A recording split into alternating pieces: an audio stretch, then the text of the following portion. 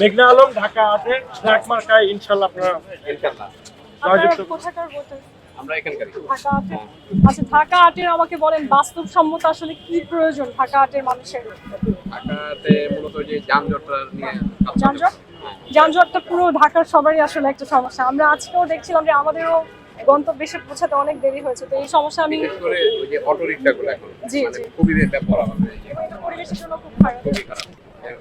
এই রাস্তায় আজকে পার্কে ঘুরতে এসেছেন ছুটির দিন? না না না, একটু কাজ আছে, একটু আচ্ছা। পার্কটাও আমার মনে হচ্ছে অনেক উন্নয়ন প্রয়োজন। পার্কে এন্ট্রি আমাদের কষ্ট করে নিতে হবে। যাক, ভালো লাগলো। সবাইকে বলবো পরিষ্কার পরিচ্ছন্ন করে দরকার তো।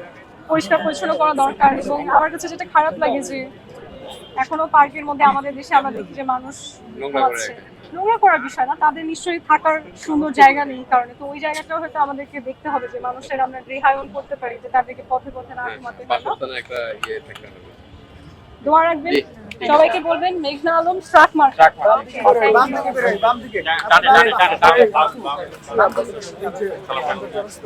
ওখান থেকে একটু সালাম দিয়ে